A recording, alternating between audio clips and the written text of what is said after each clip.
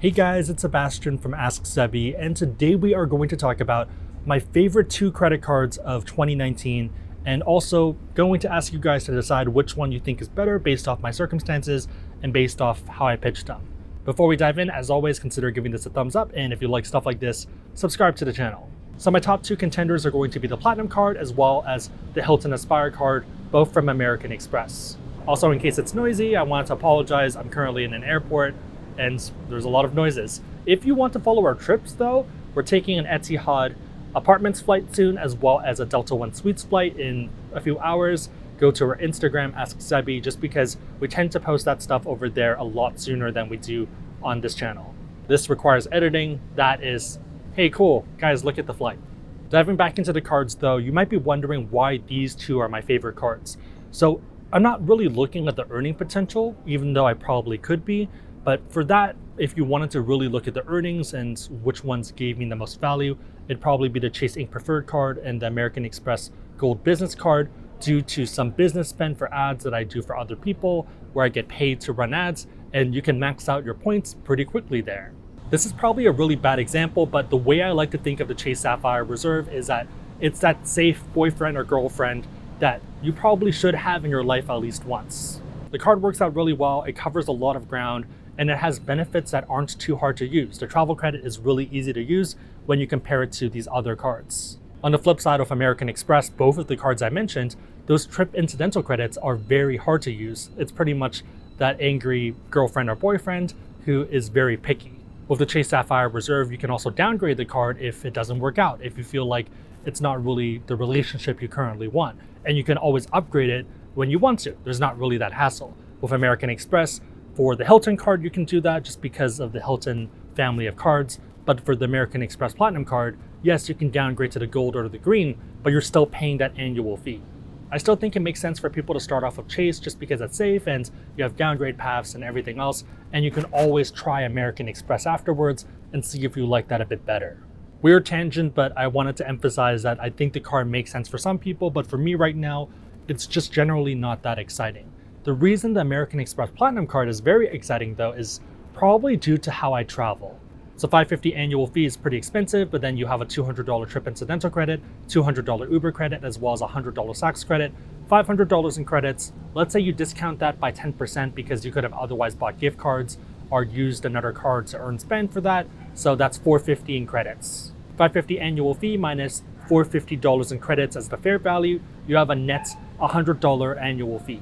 Given that I tend to fly Delta, this ends up working out really well because I probably do about 10 trips per year that are domestic, and each trip ends up being about 2 visits to the lounge. If I fly from San Francisco to Los Angeles, when I leave San Francisco, I'm going into the lounge, and same thing when I leave Los Angeles. And if I'm going somewhere like Vegas, I'm going to enter the lounge in San Francisco, enter it in Los Angeles due to how the routing works, and then I'm leaving the airport in Vegas. But then once I leave Vegas, I'm probably going to the Centurion Lounge. It just makes sense for me given how I travel. $100 fee, about 20, maybe 30 visits. Let's say that's about $5 per visit. Would I pay that to go into the lounge? In my case, at least, I think I would, because I can get a lot of coffee and a lot of food and a place to work that tends to be quieter than the Centurion Lounge.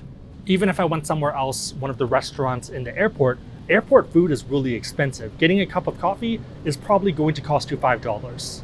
On the topic of food, one of the reasons why Mandy really likes the card is because it helps with a lot of reservations that are either impossible or just very hard to get otherwise. There's one in London that we're going to that has no availability for January 1st, but when she called, or technically emailed American Express about it, they ended up getting us the spots. Looking at the calendar, it was actually sold out until January 6th.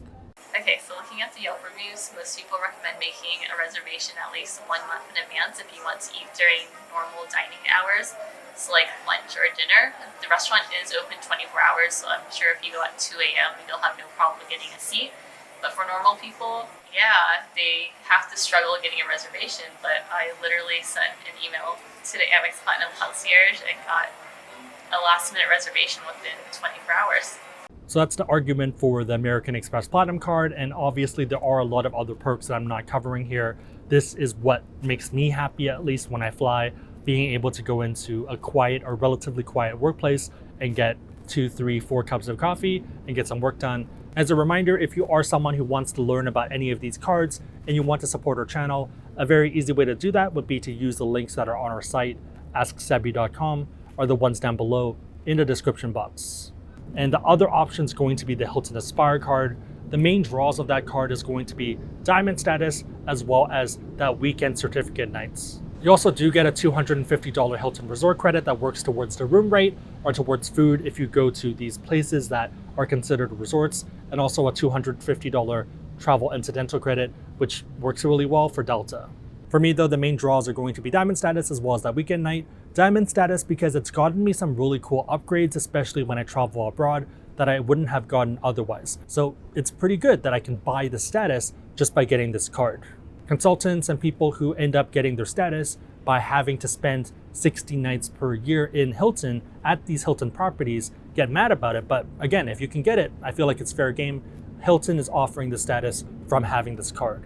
There's no other card out there right now that offers you a top tier status from the hotel group that actually is valuable. IHG, you can argue that it's almost top tier status, but even then, even if you have Spire, I haven't really noticed that many appreciable benefits. Be aware though that if you are someone who only travels domestically, I wouldn't really count on too many upgrades even with Hilton Diamond status. I've found that it's not really that reliable. When I travel to Asia or to these resort properties, then it tends to be substantially more reliable. Hilton properties in the US don't really seem to care about status at all, and it looks like they're just trying to get off work. That weekend certificate night is something that was also extremely valuable this year, especially since we did the Waldorf Astoria in the Maldives, which has a retail price at about $2,000 to $2,500 per night, which is crazy. Yes, there are other expenses to go there, such as the boat fee, as well as the food there is pretty expensive as well, but the fact that you can knock a trip that might otherwise cost you $10,000 down to maybe $2,000, I feel like there's value there. If I had to pay the retail price, I probably wouldn't go there, and I probably wouldn't take half the flights and half the trips that I do because that's too much money out of my pocket, in my opinion. With points though, would I pay $450 for diamond status, $500 in these credits for the Hilton resorts for $250, and then $250 for travel incidentals, and that night?